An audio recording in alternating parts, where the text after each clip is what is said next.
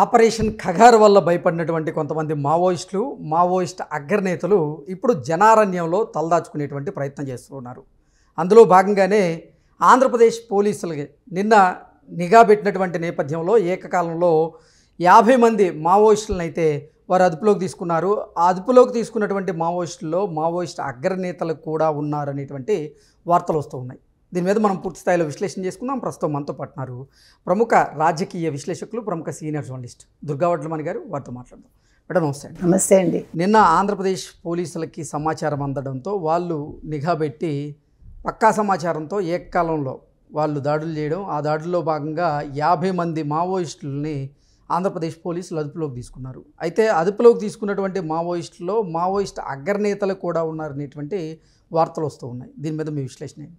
మీరు చెప్పినట్టుగా చాలా సరైన సమయంలో పోలీసులు అరెస్ట్ చేయడం జరిగింది. మరి వాళ్ళు తలదాచుకోవడానికి వచ్చారా, ఏదైనా ఒక ప్రణాళికతో వచ్చారా అనేది అర్థం కాలేదు. అంటే ఎవరినైనా రాజకీయ నాయకుడిని వాళ్ళు టార్గెట్ చేసుకుని వచ్చారా అనేది దాని మీద మనకి సరైన వివరాలు అయితే బయటికి రాలేదు. కానీ వాళ్ళు ఏదో పక్కా ప్రణాళికతో వచ్చారని మాత్రం తెలుస్తుంది.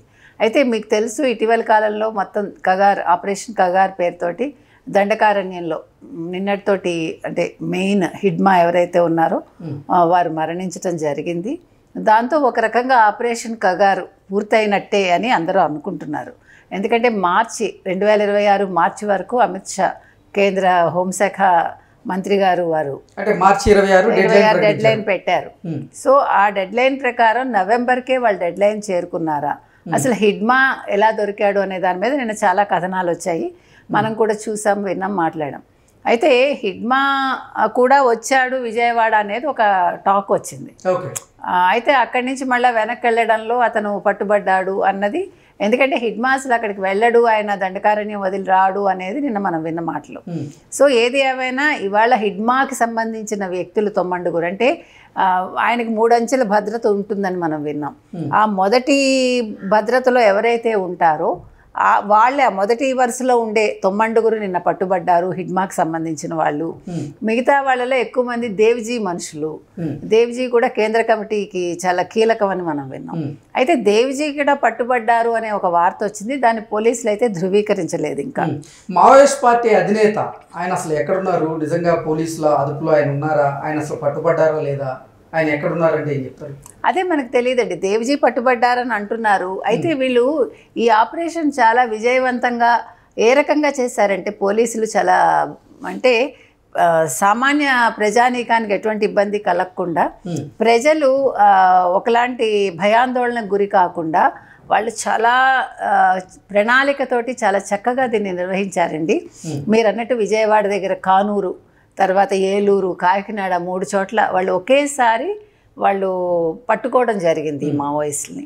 అయితే వీళ్ళు కానూరులో ఒక భవంతి చాలా పెద్దది, అది అంటే అది ఇటు ఏమంటారు బిజినెస్ పరంగా కూడా వాడుకునేలాగా లేదు, ఒక కర్మాగారం పెట్టేలాగా ఏదో అట్లా ఉన్నట్టుంది. దాన్ని వాళ్ళు ఏం చేశారంటే అక్కడ వాచ్మెన్ ఉంటాడు కదా, వాచ్మెన్తో మాట్లాడుకుని సుశీల అని ఒక మావోయిస్ట్కి సంబంధించిన ఆవిడ ద్వారా వాళ్ళు మాట్లాడుకుని డైరెక్ట్ అతనితోటి, ఓనర్తో మాట్లాడలేదు. ఓనర్ వచ్చి వైజాగ్లో ఉంటారు, టప్పల్ నాయుడు అని. సో ఆయనకి సంబంధం లేకుండా వీళ్ళే మాట్లాడేసుకుని వీళ్ళు అందులో ఉండడం జరిగింది. సో వాళ్ళు ఏం చేశారట, రోజు వాళ్ళు ఏమని వచ్చారు, అక్కడ ఎక్కువ ఆటో నగర్ కాబట్టి ఆటో నగర్ దగ్గర అన్నమాట ఇది. ఆటో నగర్లో రోజు కూలీకి వచ్చే వాళ్ళు ఉంటారు, రకరకాలుగా అంటే వివిధ ప్రాంతాల నుంచి వచ్చి అక్కడ వాళ్ళు కూలీలుగా వెళ్తూ ఉంటారు. వీళ్ళు కూడా అలాగే చెప్పుకుని వీళ్ళు ఎక్కువ అద్దె ఇస్తామని చెప్పి ఆ ఇల్లు తీసుకోవటం జరిగింది. జరిగాక వీళ్ళు అసలు బయటికి రాలేదట వారం రోజులుగా, ఊరికే లోపలే పైన తిరుగుతున్నారట.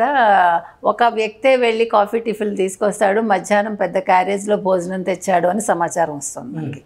సో ఏది ఏమైనా ఈ సుశీల ద్వారానే ఇవన్నీ తెలుసుకుని వాళ్ళు తర్వాత కొంతమంది పట్టుబడతారు కదా, బయటకు వచ్చినప్పుడు ఇద్దరిని పట్టుకుని వీళ్ళు అట్లాగా మొత్తం అందరినీ పట్టుకోవడం జరిగింది. ఈ పట్టుకోవడం కూడా చాలా పకడ్బందీగా, ఎవరికి ఎటువంటి ఇబ్బంది లేకుండా, అక్కడ ఎటువంటి ఖయాస్ జరగకుండా చేశారు పోలీసులు. ఇంకోటి ఏం చేశారంటే వాళ్ళు ప్రైవేట్ వాహనాలు వాడి గత వారం రోజులుగానో మరి ఎంతకాలంగానో 15 రోజులుగానో తర్వాత డ్రోన్ల సాయం కూడా తీసుకున్నారేమో అనుకుంటానండి.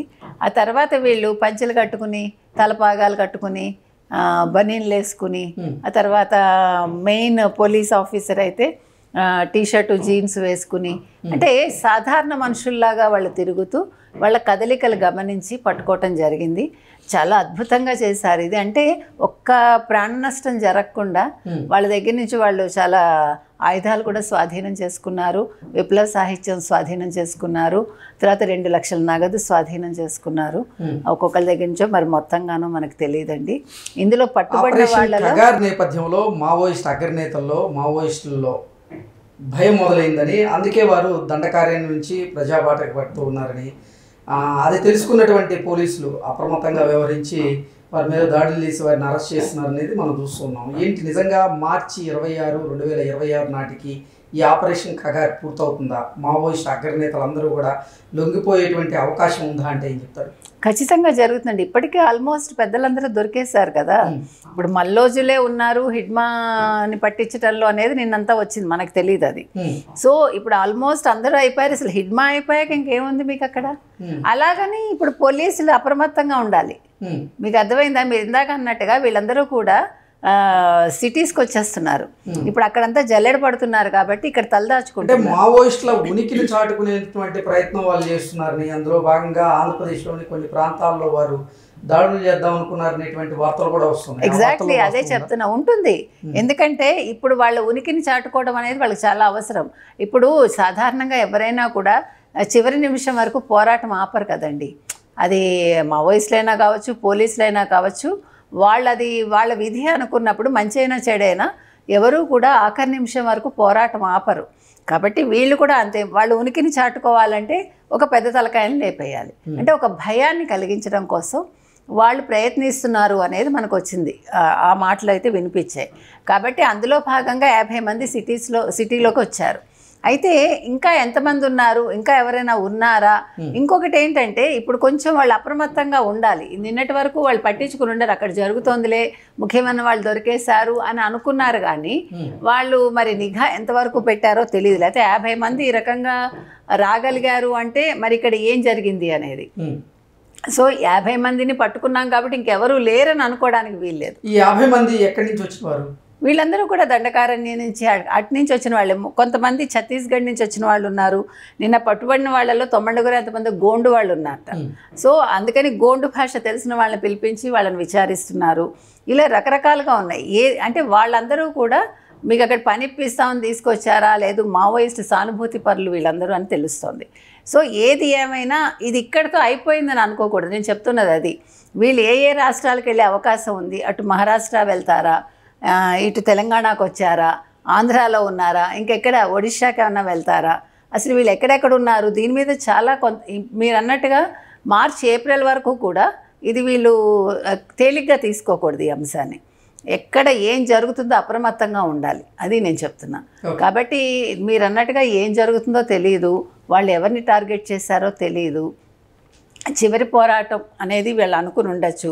ఈ చివరి పోరాటంలో తాడో పేడో తేల్చుకోవాలని అనుకుంటే మాత్రం వేరే రకంగా ఉంటుంది పరిస్థితి. కాబట్టి పోలీసులు అయితే చాలా అప్రమత్తంగా అయితే ఉండాలండి. Okay madam, thank you.